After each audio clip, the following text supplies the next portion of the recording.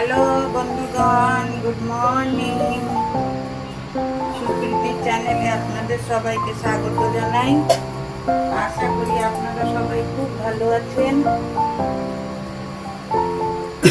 আজকে একটা নতুন রান্না করছি, আমি কোনোদিন করিনি, এটা প্রথম করছি।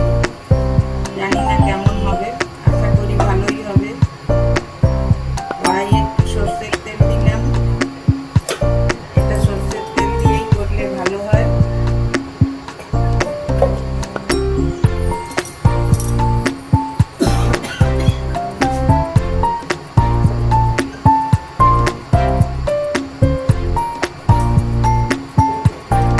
একটা শুকনো লঙ্কা দিলাম, তেলটা গরম হয়ে গেছে।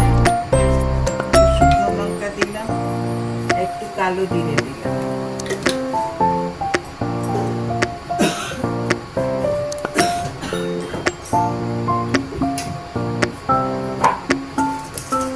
কালো জিরেটাও সুন্দর ভাজা ভাজা হয়ে গেছে।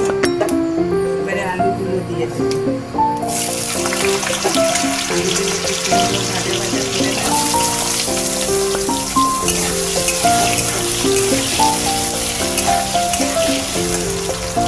আপনাদের দেখাচ্ছি আজকে কি রান্না করবো।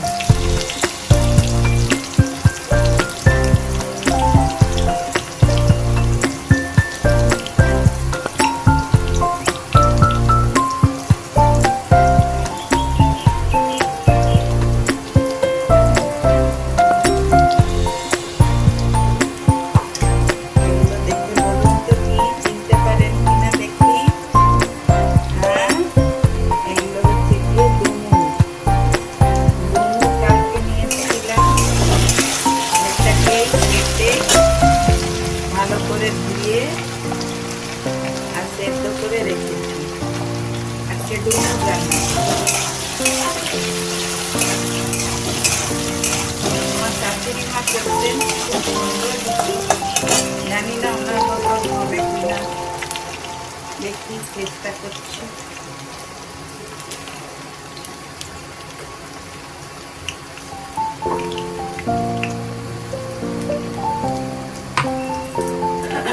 প্রতিটা ভিডিওতেই আমি আপনাদের কাছে বলি যে যদি আপনাদের মনে হয় যে এর মধ্যে এই মশলাটা দিলে হয়তো ভালো হতো, এটা দিলে ভালো হতো, আপনারা অবশ্যই একটু কমেন্ট করে জানাবেন। আমার আলুটা ভাজা হয়ে গেছে। আর এই দেখুন আমি একটা মশলা বানিয়ে রেখেছি।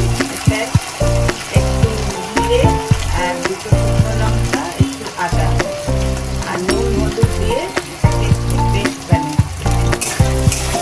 একটু মিষ্টিও এটাতেই দিই। এই মশলাটা দিয়ে দেবো, দিয়ে মশলাটা একটু ভালো করে ভেজে নেব।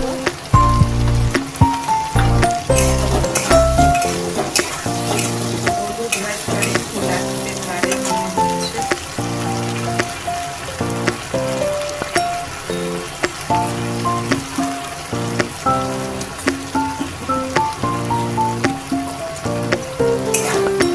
মশলাটাকে ভালো করে ভেজে নেব।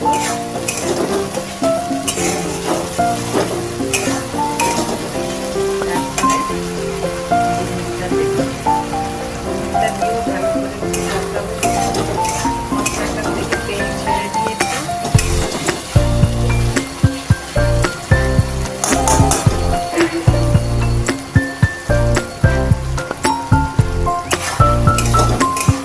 এবার ডুমুরগুলো একটু দিয়ে দেবো। ডুমুরটা কাটার আবার অনেক রকম দিয়ে আছে, আমি কোনোদিন কাটিয়েও নিয়ে রাখি। এই প্রথম কাটলাম। ডুমুরটাতে ডুমুরটা একটু চারিপাশ থেকে একটু একটু করে কাটতে হয় যেন বিচিগুলো না যায় ভিতরে। দ্বিতীয়ত ওটা কেটে হলুদ জলে রাখতে হবে, নয়তো কালো হয়ে যাবে। ভীষণ কষ বেরোয় এর থেকে, হাত দিয়ে আমরা দেখেছি আমি থেকে কালো কালো হয়ে গেছিলাম, যেটা ধুয়ে এটা পরিষ্কার করে দিয়েছি। আর একটু হলুদ দিলাম। আমার হলুদটা মনে হচ্ছে একটু মশলার সঙ্গে দিয়েছিলাম তো মনে হচ্ছে যেন একটু কম।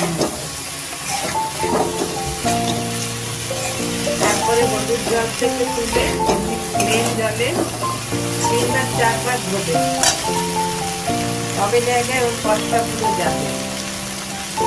আমি ভালো করে 3-4 বার ধুয়ে নিচ্ছি, ধুয়ে নিয়ে তারপরে একটু ঢাকাই দিই।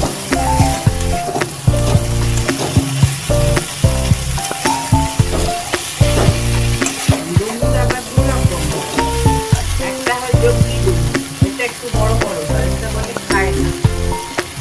আর এই খাওয়ার ডুমুরটা, ওই ডুমুরটা দিয়ে যে যজ্ঞে আমাদের হয়, বাঙালিদের যে যজ্ঞ হয়, ওতে যে কাঠ লাগে, ওই যজ্ঞি ডুমুরের ডাল দিয়েই হয়। আর এইটা হয় ছোট ছোট।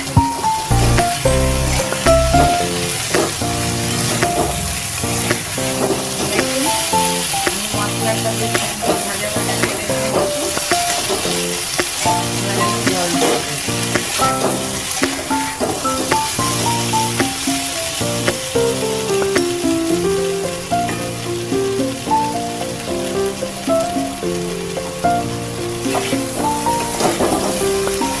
ডুমুরটা কাটতেই একটু কষ্ট হয়, আর এমনি কোনো অসুবিধা নেই, ভালো করে কেটে নিলে লুচিগুলো যেন না যায় ভেতরে।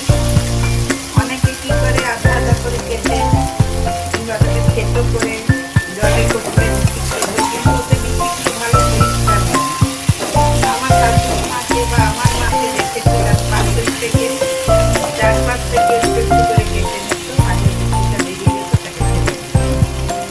তা আমি ওই রকমই করলাম, 4-5 থেকে কেটে নিচ্ছিলাম, গোল গোল মতন হয়েছে এগুলো।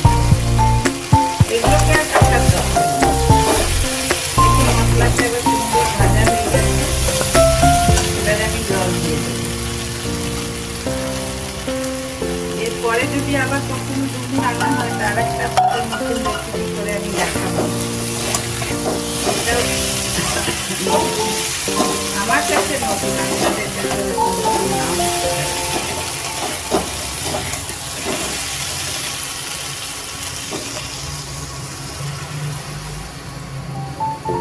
জল দিয়ে দিলাম, আমি একটু সেদ্ধ করবো, এটা একটু মাখা মাখাই হবে।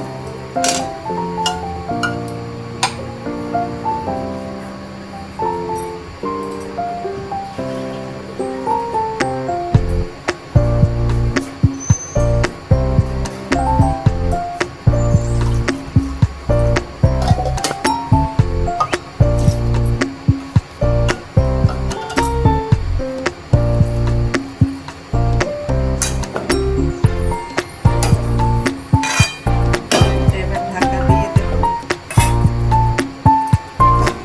তারপরে একটু সেদ্ধ হলে আপনাদের দেখাবো। দেখুন বন্ধুগণ, আমার এটা একদম ফার্স্ট ক্লাস হয়ে গেছে, শুকনো শুকনো। এবার এটাতে একটু গরম মশলা দিয়ে দেবো, ব্যাস হয়ে যাবে। একটু গরম মশলা দিয়ে দিলাম, দেখুন সুন্দর আমার তরকারিটা হয়ে গেল। এবার গ্যাস অফ করে রেখে দেব। আপনাদের যদি আমার এই রেসিপিটা ভালো লেগে থাকে, তাহলে অবশ্যই একটা লাইক, শেয়ার আর সাবস্ক্রাইব করে দেবেন। Thank you, by.